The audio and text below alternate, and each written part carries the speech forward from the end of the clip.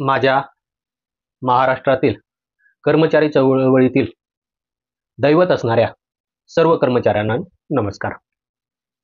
आज आपण थंबनेलवरील टॅगलाईन पाहिली असेल,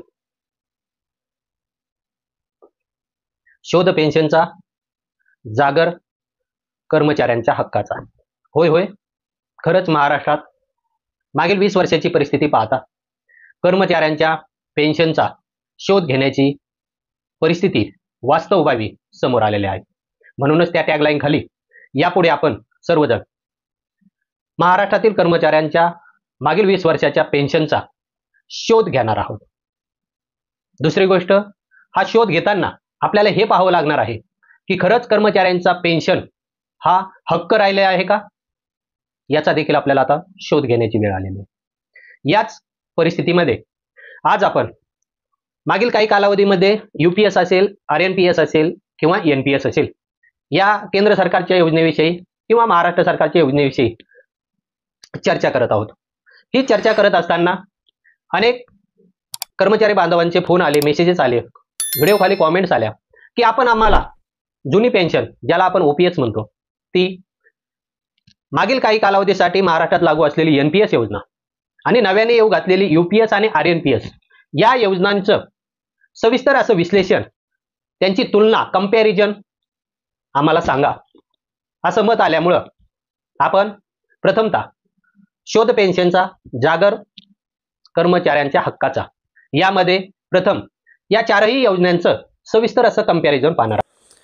यातील पहिला भाग आपण पाहिला आहे, ज्यामध्ये आपण जुनी पेन्शन योजना, जी महाराष्ट्र नागरी सेवा निवृत्ती वेतन नियम 1982 होती, त्याच्या यूपीएस, एनपीएस आणि आरएनपीएस सोबतच्या तुलनासाठी आवश्यक असलेल्या महत्त्वाच्या बाबी आपण भाग 1 मध्ये पाहिला. तो भाग 1 सोबतच्या आय बॅटनामध्ये आलेला आहे. आज आपण उर्वरित एनपीएस, यूपीएस आणि आरएनपीएस या योजनांविषयी सविस्तर असं तुलनात्मक अभ्यास पाहूया. आता हे जर आपण एकीकडे नियम पाहिले तर आपल्याला दुसरी बाब येते लक्षात घ्यायची, म्हणजे कर्मचाऱ्यांना लागू केलेली एनपीएस योजना. आता ही एनपीएस योजना आपल्या महाराष्ट्रामध्ये साधारण मार्च 2014 नंतर आलेली आहे. पण त्या अगोदर महाराष्ट्रामध्ये जवळजवळ 11 वर्ष डीसीपीएस नावाची डेंजरस कॉन्ट्राव्हर्शियल पेन्शन स्कीम अस्तित्वात होती. आता ती कशी डेंजरस कॉन्ट्राव्हर्शियल होती हे याच टॅगलाईन खाली आपण भविष्यात पाहणार आहोत. या पेन्शनचा शोध नक्की आपल्याला घ्यायचा आहे, परंतु आता आपण तुलना करत आहोत म्हणून सरळ सरळ एनपीएस वर जाऊ. एनपीएस योजना आपल्या सर्वांना माहिती आहे, केंद्र सरकारने 22 डिसेंबर 2003 च्या अधिसूचनेनुसार 1/1/2004 नंतर केंद्र सरकारच्या कर्मचाऱ्यांना आणि त्याच धर्तीवर महाराष्ट्र शासनाने 31 ऑक्टोबर 2005 च्या शासन निर्णयान्वये 1 नोव्हेंबर 2005 नंतरच्या कर्मचाऱ्यांना लागू केला. आता या एनपीएस योजनेचं स्वरूप जर पाहायचं तर आपल्या सर्वांना हे माहिती आहे, कारण या सगळ्याची झळ आपण सोसतो आहोत. ते म्हणजे कर्मचाऱ्याच्या वेतनातून 10% आणि शासन देखील तेवढंच समतुल्य अंशदान यामध्ये देऊन त्याची गुंतवणूक केली जाते. आपल्या सर्वांना कल्पना आहे की जेव्हा केंद्र सरकारने ही योजना लागू केली किंवा महाराष्ट्र सरकारने ही योजना लागू केली, त्या कालावधीपासून म्हणजे 1/1/2004 आणि 1 नोव्हेंबर 2005 या कालावधीपासून 1 एप्रिल 2019 पर्यंत राज्य सरकार असो, केंद्र सरकार असो, एनपीएस योजनेमध्ये 10% अंशदान कर्मचाऱ्यांना देत होतं आणि त्याची गुंतवणूक करत होतं. परंतु जेव्हा स्वतः केंद्र सरकारच या बाबतीतला स्वतः अभ्यास करू लागलं, अनेक बाबी स्वतःच्या समोर आल्यानंतर आपल्या सर्वांना माहिती आहे 5 मे 2009 लाच, म्हणजे एनपीएस योजना लागू केल्यानंतर आणि एनपीएस योजना प्रत्यक्षात सुरू केल्यानंतर, कारण सुरू करणं का महत्वाचं हे सांगतो, 1/1/2004 ते 1 मार्च 2008 या कालावधीत देखील केंद्र सरकारने स्वतःच्या कर्मचाऱ्यांना डीसीपीएसच योजना लागू केलेली आहे. 1 मार्च 2008 पासून केंद्र सरकारने एनपीएस योजनेचं कर्मचाऱ्यांसाठीची सर्व व्यवस्था म्हणजे pension fund manager, investment pattern, ह्या सगळ्या बाबी तयार करून एनएडीएल सोबत करार करून सीआरए नेमून याची प्रत्यक्षात एसबीआय, यूटीआय, एलआयसी अंतर्गत विभागणी करून त्याची गुंतवणूक सुरू केली. म्हणजे खरी स्वरूप किंवा यंत्रणा तयार 1 मार्च 2008 रोजी झाली आणि तेव्हापासून कर्मचाऱ्याची एनपीएस मध्ये गुंतवणूक सुरू झाली. आपल्या सर्वांना हे देखील कल्पना आहे की 1 जानेवारी 2009 पासून सर्वसामान्य भारतीय नागरिकांना देखील केंद्र सरकारने एनपीएस योजना सुरू केली. म्हणजे एवढ्या व्यापक स्वरूपात जर एनपीएस योजना सुरू केली तर तिचं सर्व स्वरूप त्यावेळेस तयार झालेलं होतं. मग आता अवघ्या एक वर्ष सुद्धा नाही, म्हणजे 1 जानेवारी 2009 ला सर्वसामान्य नागरिकांसाठी एनपीएस योजना सुरू झाली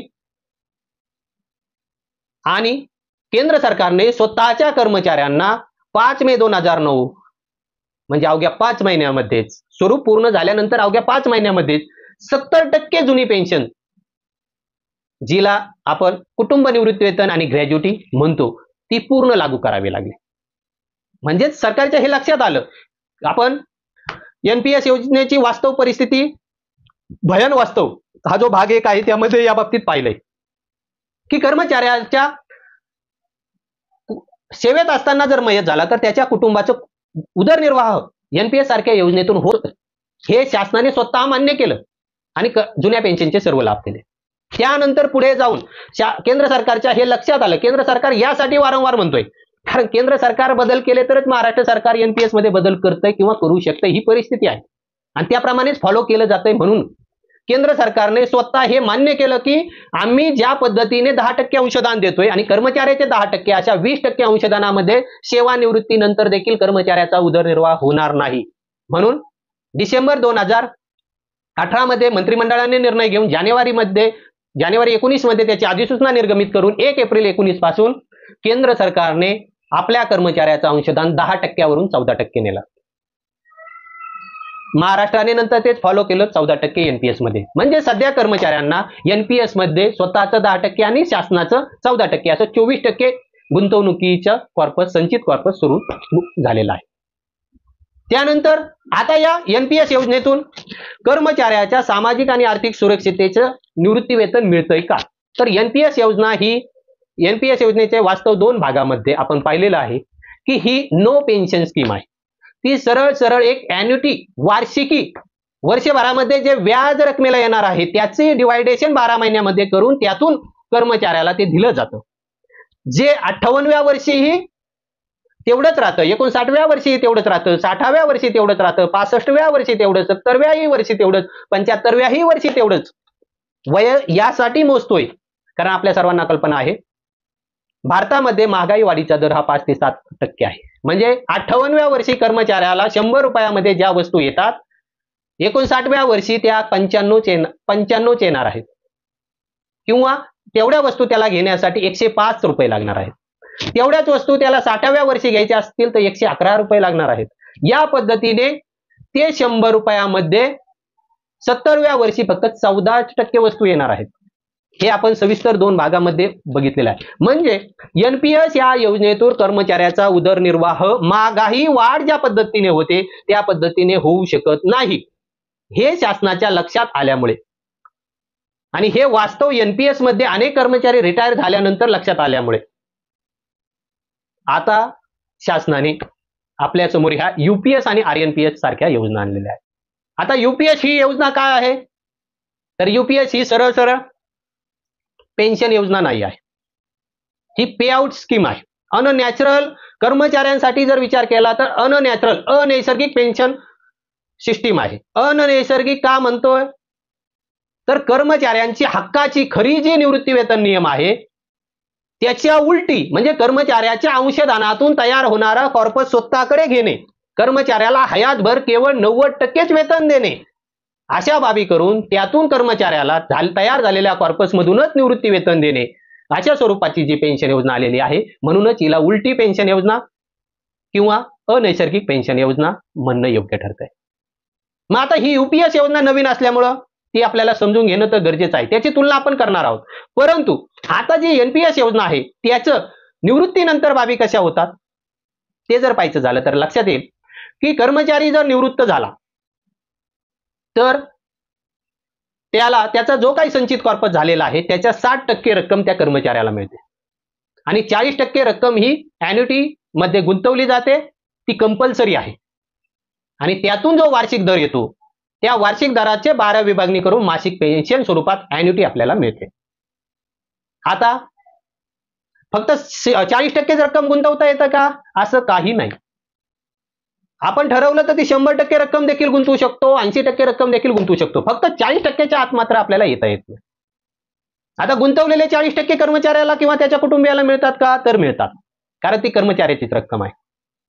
कर्मचाऱ्याला त्याच्या जिवंतपणामध्ये जरी त्या मिळवायच्या असल्या तरी मिळतात, पण पेन्शन त्या पद्धतीने, अॅन्युटी त्या पद्धतीने कमी बसते. असे वेगवेगळे त्यामध्ये प्लॅन आहेत. आता शेवटी रक्कम आणल्यानंतर त्यासाठी इन्शुरन्स प्रोव्हाइड करणाऱ्या, गुंतवणुकीचे व्यवस्था तयार करणाऱ्या ज्या कंपन्या आहेत त्यांना वेगवेगळे नियम तयार करणं गरजेचंच आहे. ते वेगवेगळे आकर्षक असे प्लॅन तर नक्कीच करणार, ते सगळे अवेलेबल आहे. फक्त एनपीएस योजनेत एक लक्षात घ्यायचं, कर्मचाऱ्याच्या कॉर्पस मधून त्याला निवृत्ती वेतनासारखी अॅन्युटी दिली जाते. आता एनपीएस धारक कर्मचारी जर सेवेमध्ये असताना मयत झाला तर त्याला मात्र जुन्या पेन्शनचे कुटुंब निवृत्ती वेतन, ग्रॅज्युटी हे सगळे लाभ 5 मे 2009 पासूनच आणि जानेवारी 2021च्या नियमावलीवर अन्वये सर्व मिळतात. ही झाली एनपीएस योजना. त्यानंतर आलेली आहे आता नवीन यूपीएस योजना. यूपीएस योजनेमध्ये सरळ सरळ केंद्र सरकार म्हणत आहे, राजपत्र दोन्ही वाचा. दोन्ही यासाठी म्हणतोय, आपल्या सर्वांना कल्पना आहे 24 ऑगस्ट 2024 ला केंद्र सरकारने मंत्रिमंडळ बैठकीमध्ये ही योजना मंजूर केली. मंजूर करताना याला युनिफाईड पेन्शन स्कीम नाव दिलं. 24 जानेवारी 2025 ला जेव्हा पहिलं राजपत्र निर्गमित झालं, त्या राजपत्रानुसार कव्हर पेन्शनचं आहे, आतमध्ये ॲश्युअर्ड पे आउट आहे, सुनिश्चित भुगतान आहे. पे आउट कशाला म्हटलं जातं?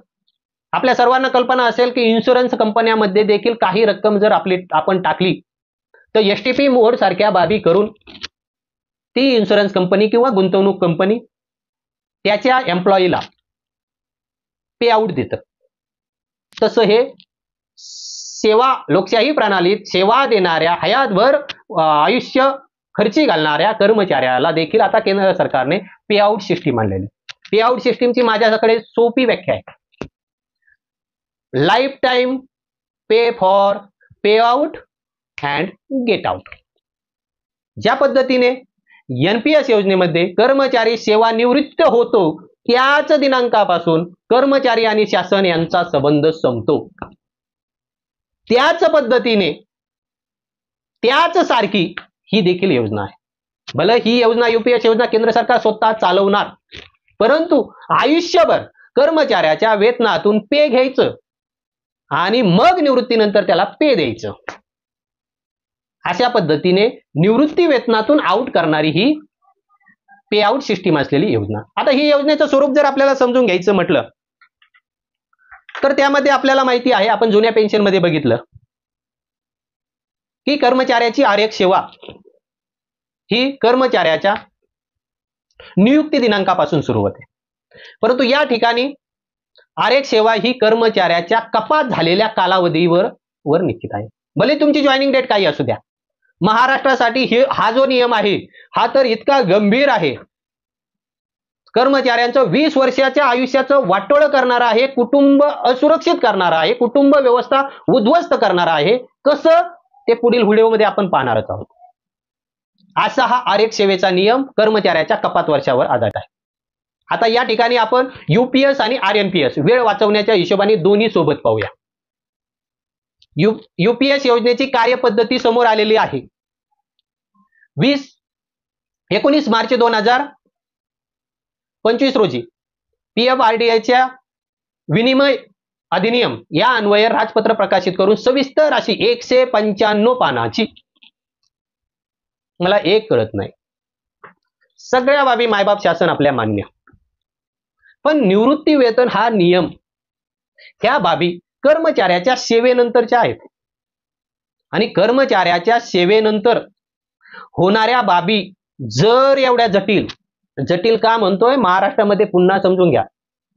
डीसीपीएस, एनपीएस, यूपीएस, आरएनपीएस, ओपीएस हे एक पूर्ण चक्र जर कर्मचाऱ्याच्या डोळ्याभोवती दररोज सेवा कालावधीमध्ये फिरत असेल आणि तो जर त्याची चिंतेत असेल, होय महाराष्ट्रातील कर्मचारी मागील किमान 11 वर्षापासून चिंतेतच आहे.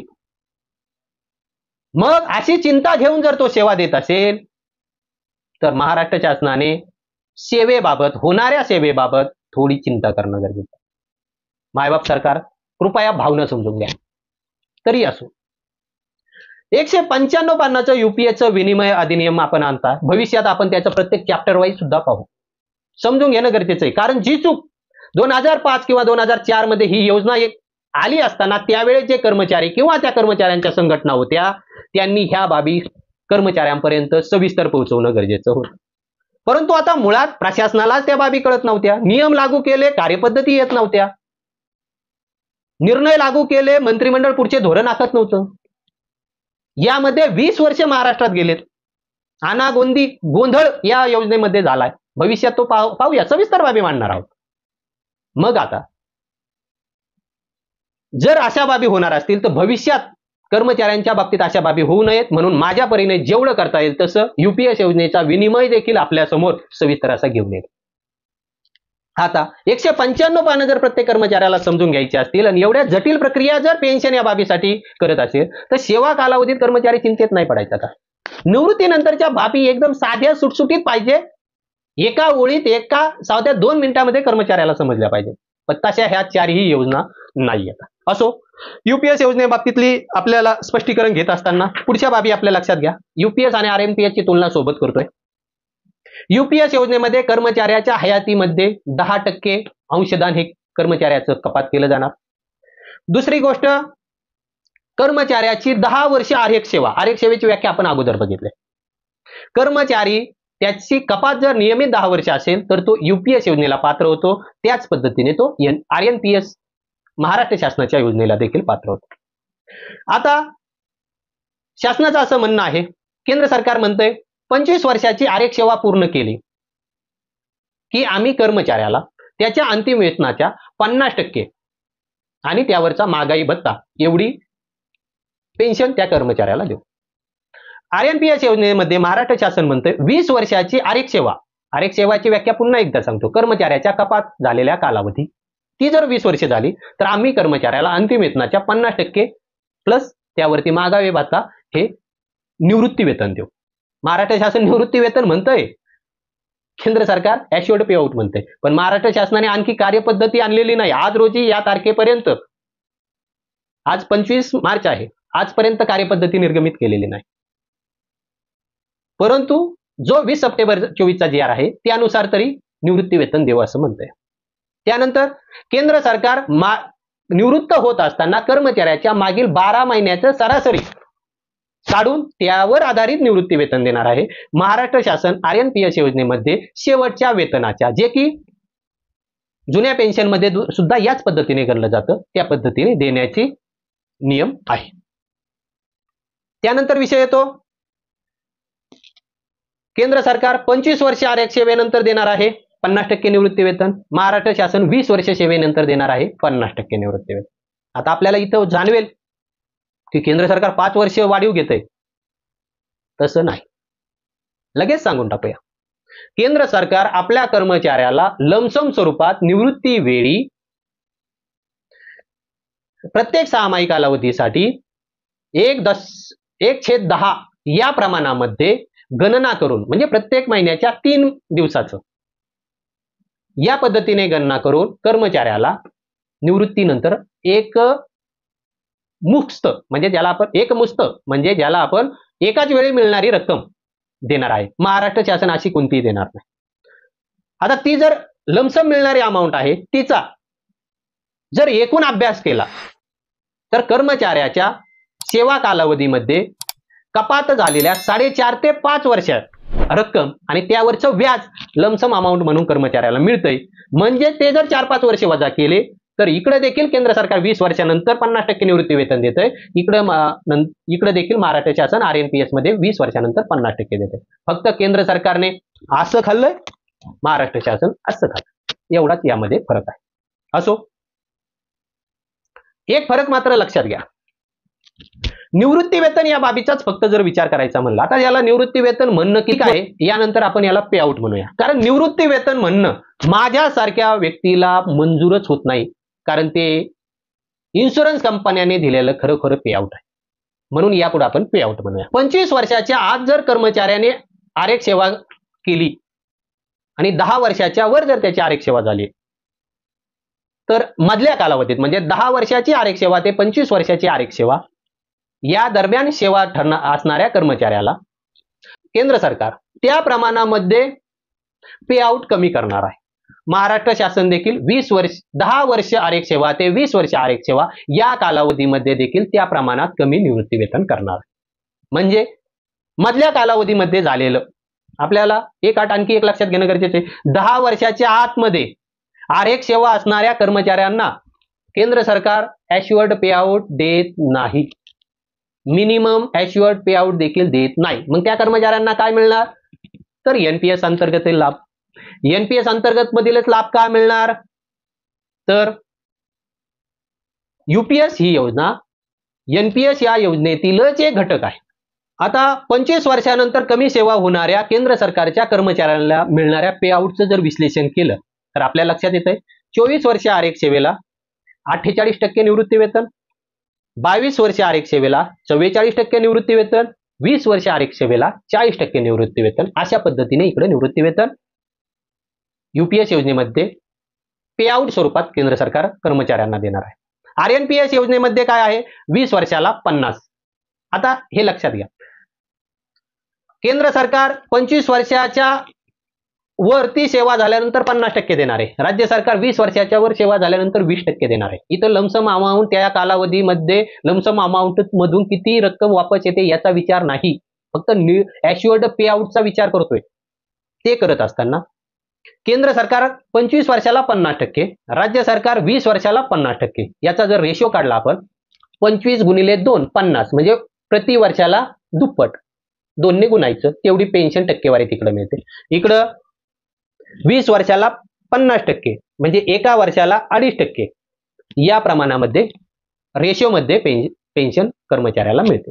मग हा रेशो जर पाहिला तर प्रमाणात कसं होईल? 20 वर्ष आरेख सेवा झालेल्या यूपीएस धारक केंद्र सरकारच्या कर्मचाऱ्याला 40% निवृत्ती वेतन मिळेल. इकडं 20 वर्ष आरेख सेवा झालेल्या राज्य सरकारच्या आरएनपीएस मधील कर्मचाऱ्याला 50% निवृत्ती वेतन मिळेल.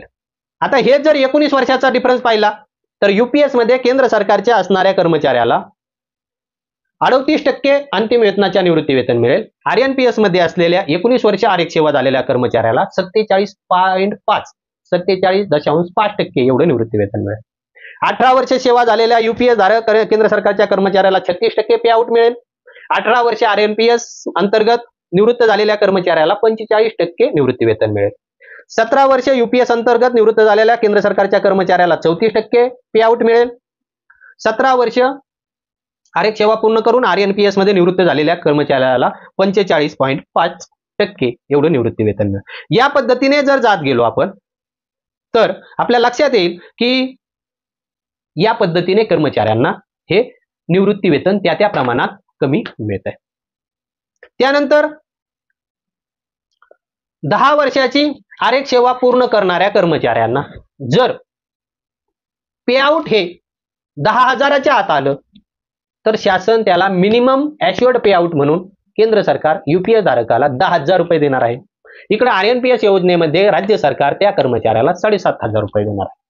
हा एक फरक लक्षात घेणं गरजेचं आहे. पुढचा फरक जर पाहिला तर स्वेच्छानिवृत्ती बाबत अगोदरच सांगतो, आरएनपीएस योजनेमध्ये स्वेच्छानिवृत्तीचा जीआर मध्ये कोणताही उल्लेख नाही. उद्या कार्यपद्धतीमध्ये आला तर तो भाग वेगळा. परंतु यूपीएस योजनेमध्ये केंद्र सरकारने 25 वर्षाची मिनिमम आरेख सेवा ठेवलेली आहे. 25 वर्षानंतर आरेख सेवा पूर्ण करून कर्मचारी स्वेच्छानिवृत्ती घेऊ शकतो. परंतु ही स्वेच्छानिवृत्ती घेतली तरी त्या कर्मचाऱ्याला ॲश्युअर्ड पे आउट हे केव्हा मिळेल? तर तो कर्मचारी नियत वयोमानाने ज्या तारखेला निवृत्त होऊ शकतो प्रत्यक्षात तर त्या तारखेपासूनच त्याला ॲश्युअर्ड पे आउट होऊ शकतो. म्हणजे स्वेच्छानिवृत्ती घेतली त्या दिनांकापासून नियत वयोमानाने तो कालावधी पूर्ण करेपर्यंत त्या काळामध्ये त्या कर्मचाऱ्याला काहीही मिळणार नाही. याबाबत सविस्तर बाबी आपण मागील यूपीएस योजनेमध्ये कर्मचाऱ्याला सरकार कुठे कुठे आणि कसं फसवत आहे यामध्ये 3 भागामध्ये सविस्तर पाहिलेला आहे. अनेक बाबी आहेत, ते पण व्हिडिओ आपण नक्की पाहून घ्या. त्यानंतर पुढचा विषय आहे राजीनामा बडतर्फी. या बाबतीमध्ये यूपीएस योजना लागू नाही. त्याच पद्धतीने RNPS मध्ये सांगितलेलं आहे की NPS प्रमाणे सगळे लाभ मिळतील. लमसम अमाऊंट ही UPS धारक योजनेमध्ये केंद्र सरकारने दिलेली आहे. ती लमसम अमाऊंट ही मूळ वेतन आणि महागाई भत्ता याच्या 1/10 भाग म्हणजे प्रति दिवस 3 दिवस महिन्याचे या प्रमाणामध्ये आहे, जी की आपण त्याचा कॅल्क्युलेशन केलं तर 10 वर्ष आरक्षण सेवा केली तर कर्मचाऱ्याला अंतिम पगाराच्या 2 पट म्हणजे 2 पगार मिळतात. 15 वर्ष आरक्षण सेवा करणाऱ्याला 3 पगार, 20 वर्ष आरक्षण सेवा करणाऱ्याला 4 पगार, 25 वर्ष आरक्षण करणाऱ्याला 5 पगार, 60 वर्ष आरक्षण सेवा पूर्ण करणाऱ्याला 6 पगार या पद्धतीने कर्मचाऱ्याला लमसम अमाऊंट दिलं जात आहे. या बाबतीत सविस्तर बाबी जर पाहिजे असतील तर UPS योजनेचा मिळणारी पेन्शनचं उदाहरणासह व्हिडिओ आपण बनवलेला आहे, त्यामध्ये आपण लमसम अमाऊंट सविस्तर समजून घेऊ शकता. त्यानंतर ॲश्युअर्ड पेआउट घेणारा म्हणजे सेवानिवृत्तीनंतर ॲश्युअर्ड पेआउट घेणारा UPS धारक जो कर्मचारी आहे तो जर मयत झाला तर त्याच्या कुटुंबाला त्याच्या ॲश्युअर्ड पेआउटच्या 60% एवढं फॅमिली ॲश्युअर्ड पेआउट UPS मध्ये केंद्र सरकार देत आहे. त्याच पद्धतीने RNPS योजनेमध्ये देखील राज्य सरकार सेवानिवृत्त झाल्यानंतर या RNPS धारक कर्मचाऱ्याला हाच नियम देत आहे. त्यानंतर आपल्या सर्वांना कल्पना आहे UPS योजनेमध्ये केंद्र सरकारने कर्मचाऱ्याचं जे खातं आहे, आता ते खातं कसं विभागलं, त्याची प्रक्रिया कशी असणार आहे हे आपण भविष्यात जेव्हा या UPS योजनेचा 19 मार्चचा विनिमय राजपत्र समजून घेऊ त्यावेळेस पाहूया. पण त्यामध्ये त्यांनी इंडिव्हिज्युअल कॉर्पसमध्ये स्वतः कर्मचाऱ्याचं 10% अंशदान, केंद्र सरकारचं 10% अंशदान एक स्वतंत्र खातं, फुल कॉर्पसमध्ये 8.5% अंशदान ते का देऊ असं सरकार म्हणतंय तर कर्मचाऱ्याला महागाई वाढीनुसार त्याचा उदरनिर्वाह होण्यासाठी जे काय आम्हाला बाबी कराव्या लागणार आहे त्यासाठी स्वतंत्र हा 8.5% असं केंद्र सरकारचं 18.5% अंशदान, कर्मचाऱ्याचं 10% अंशदान, अशा 28.5% अंशदान UPS मध्ये गुंतवलं जाणार आहे आणि त्यातून हे ॲश्युअर्ड पेआउट दिलं जाणार आहे. हे ॲश्युअर्ड पेआउट कॅल्क्युलेट करताना कर्मचाऱ्याला छत्रपती संभाजीनगरच्या निर्णयानुसार 2019 मध्ये केंद्र सरकारला जो निर्णय घ्यावा लागला की कर्मचाऱ्याला NPS योजनेमध्ये investment pattern, pension fund manager, त्याची स्कीम म्हणजे LC25, LC50 ह्या बाबी निवडण्याचा अधिकार हा कर्मचाऱ्याला दिलेला आहे. मग ते जर कर्मचाऱ्याने निवडलं तर कर्मचाऱ्याचा कदाचित कॉर्पस कमी झाला तर याची जबाबदारी केंद्र सरकार स्वतः घेत नाही. म्हणून एक डिफॉल्ट पॅटर्नवर आधारित केंद्र सरकारने कॅल्क्युलेशन करण्यासाठी बेंचमार्क कॉर्पस ही देखील एक संकल्पना आणलेली आहे. म्हणजे अशा पद्धतीने 3 प्रकारचे कॉर्पस तिथं दिसत आहेत. एक गुंतवणूक केलेला इंडिव्हिज्युअल कॉर्पस आणि फुल कॉर्पस हे 2 आणि बेंचमार्क कॉर्पस हे लक्षित कॉर्पस, अशा 3 प्रकारच्या व्यवस्था UPS मध्ये आहेत. RNPS योजनेमध्ये आज रोजीपर्यंत कोणतंही स्पष्टीकरण न आल्यामुळे अशा कोणत्याही बाबी अजून RNPS मध्ये नाही येतात. ह्या अशा पद्धतीने थोडक्यात जर पाहिलं तर UPS आणि RNPS ह्या योजना असल्याचं आपल्या समोर येतं. आता यामध्ये आपले आणखी प्रश्न असू शकतात, ते आपण कॉमेंट बॉक्समध्ये टाकू शकता, त्यावर आपण स्वतंत्र व्हिडिओ बनवूया. परंतु आज रोजी आपल्याला 4ही योजना समान पातळीवर किंवा तुलना स्वरूपात कशा आहेत एवढ्याच मुद्द्याला अनुसरून आपण बोलत आहोत. मग आता UPS योजना, RNPS योजना ही देखील जुनी पेन्शनच्या प्रमाणात किती पद्धतीने लाभ देऊ शकतात याचा फरक जर आपल्याला तुलना जर करायची म्हटलं तर आपल्याला जबाबदारपूर्वक सांगतो, NPS ही योजना वास्तवात पेन्शन योजनाच नाही, नो पेन्शन स्कीम आहे. हे आपण सविस्तर मागे पाहिलंय, 2 व्हिडिओ आहेत, आपण नक्की पहा. परंतु UPS आणि RNPS ह्या जर 2 योजना, RNPS योजना लागू करताना तर राज्य सरकारचं म्हणणं काय आहे की कर्मचाऱ्याच्या गुंतवणुकीची जी जोखीम आहे त्याच्या बदल्यात आम्ही ती जोखीम आम्ही उचलावी ह्या उद्देशाने आम्ही RNPS योजना आणतोय. परंतु ही नुसती जोखीम नाही, आणखी अनेक बाबी आहेत. महाराष्ट्राच्या बाबतीत त्या जोखमा सुद्धा राज्य सरकारला उचलाव्याच लागतील. त्या मागण्या नाहीत, तो कर्मचाऱ्यांचा हक्क आहे. हेच आपण शोध पेन्शनचा जागर कर्मचाऱ्यांच्या हक्काचा यामध्ये सविस्तर पाहणार आहोत. तरीही जरी राज्य सरकारने जोखीम उचलण्याच्या हिशोबाने RNPS योजना आणली असेल आणि केंद्र सरकारने कर्मचाऱ्याचा भविष्यातील उदरनिर्वाह व्हावा या उद्देशाने जर UPS योजना आणली असेल तरी देखील जुन्या पेन्शन एकीकडे आणखी एक गोष्ट लक्षात घेऊया. केंद्र सरकारने UPS योजना आणली त्यावेळेस केंद्र सरकारचं म्हणणं काय आहे, यूपीएस योजना ही जुन्या पेन्शन योजनेमधली सुरक्षितता आणि एनपीएस योजनेमधल्या गुंतवणूक या दोन्हीचा समन्वय एकत्र करून आम्ही ही योजना आणली. परंतु ही सुरक्षितता किती योग्य आहे? कर्मचाऱ्याच्या हयातीतून त्याला 90% वेतन द्यायचं आणि 10% त्याची गुंतवणूक करून स्वतःकडे घ्यायची. निवृत्तीनंतर असा कर्मचारी जर लगेच मयत झाला आणि दुर्दैवाने त्याचं कुटुंबीय म्हणजे वारस देखील मयत झालं, तर सरकारसाठी हे उत्पन्नाचा सोर्स तयार नाही का, याचा देखील सरकारने विचार करावा. असो, जुन्या पेन्शनच्या प्रमाणात ह्या दोन्ही योजना केव्हा जाऊ शकतील? तर केंद्र सरकार म्हणतंय आम्ही तुम्हाला पे आउट देतोय, पेन्शन देत नाही. का म्हणतंय? अवघ्या 4-5 दिवसामध्ये तो देखील सविस्तर बाबी आपण पाहणार आहोत. त्यानंतर जुन्या पेन्शनमध्ये जी अंश राशीकरण बाब आहे, ती अंश राशीकरण बाब यूपीएस आणि आरएनपीएस मध्ये नाही. भविष्यात पाहिलं तर ही अंश राशीकरण बाब या योजनेमध्ये केव्हाच येऊ शकत नाही. तशी व्यवस्था करायला की बाबी यामध्ये दिसत नाही. तिसरी बाब, यूपीएस आणि आरएनपीएस योजनेमध्ये कर्मचाऱ्यांचा जो वेतन आयोगानुसार होणारी वाढ आहे तो विषय नाही. चौथी बाब, कर्मचाऱ्याला सेवानिवृत्तीनंतर जी वाढीव पेन्शन होती 80 वर्षाच्या नंतरची, ती पेन्शन ते पे आउट ना यूपीएस मध्ये आहे ना आरएनपीएस मध्ये आहे. आणखी पुढची बाब जर पाहायची म्हणलं तर सेवानिवृत्तीनंतर कर्मचारी, महत्वाचं आहे लक्षात घ्या, सेवानिवृत्तीनंतर जर कर्मचारी 7 वर्षाच्या आत मयत झाला किंवा स्वेच्छानिवृत्ती घेऊन जर कर्मचारी 7 वर्षाच्या आत मयत झाला, तर त्याच्या कुटुंबियांना जुन्या पेन्शनमध्ये 50% दरानेच निवृत्ती वेतन मिळतंय. म्हणजे वाढीव दरानेच निवृत्ती वेतन मिळतं, कुटुंब निवृत्ती वेतन मिळतं. परंतु यूपीएस आणि आरएनपीएस मध्ये सगळ्याला वाचण्यासाठी आकडा 60% आहे. पण ते 60% कसे गोलमाल आहेत समजून घ्या. आपल्याला इकडं दिसेल जुन्या पेन्शन मध्ये 50%, यूपीएस आरएनपीएस मध्ये 60%, 10% ज्यादा नाही.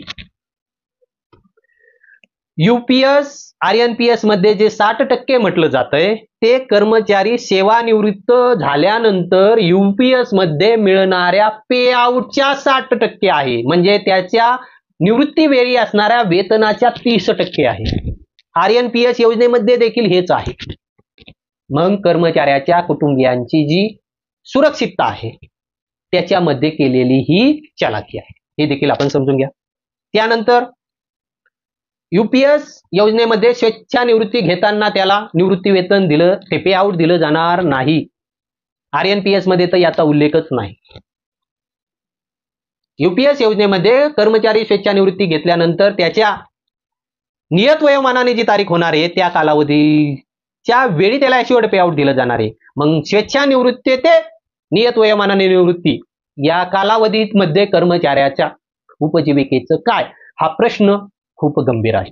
तो गंभीर यासाठी आहे, या अगोदरच्या व्हिडिओमध्ये आपण सविस्तर स्पष्टीकरण दिले, उदाहरणासह दाखवले. नसेल तर तो व्हिडिओ पाहून घ्या. परंतु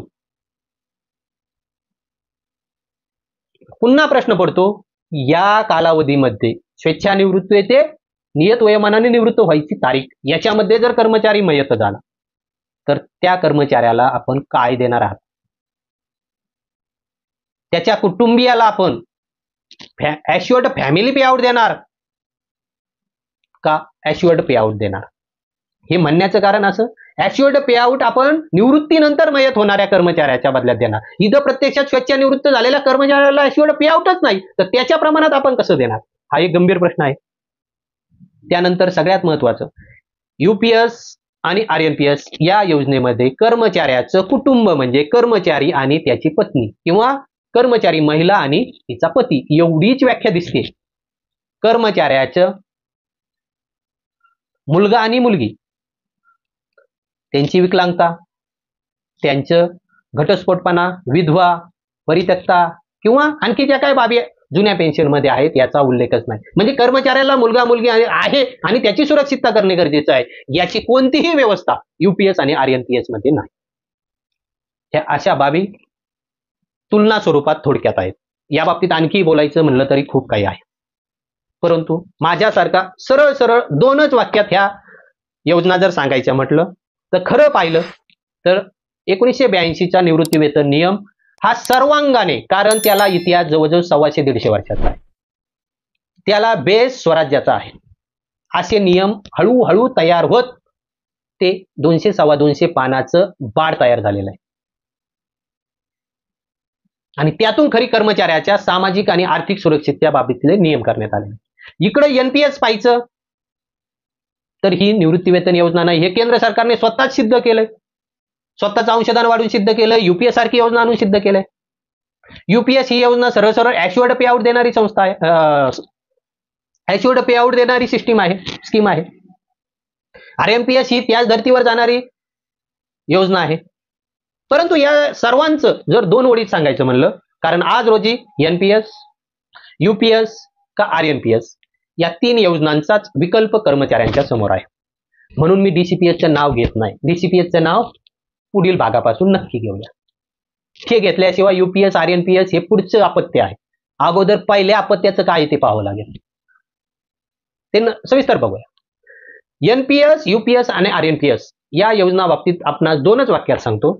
एनपीएस ही योजना कर्मचारी स्वतःच्या सेवानिवृत्तीच्या दिवशी जर मयत झाला तर सर्वात जास्त फायदा त्याला एनपीएस मध्ये आहे, आणि युपीएस आणि आरएनपीएसचा विकल्प असणारा कर्मचारी जर सेवानिवृत्त झाला तर सेवानिवृत्तीनंतर तो कर्मचारी आणि त्याचा जोडीदार हे दोघं जर जास्तीत जास्त कालावधीसाठी जिवंत राहिले तर त्यात त्यांचा फायदा आहे.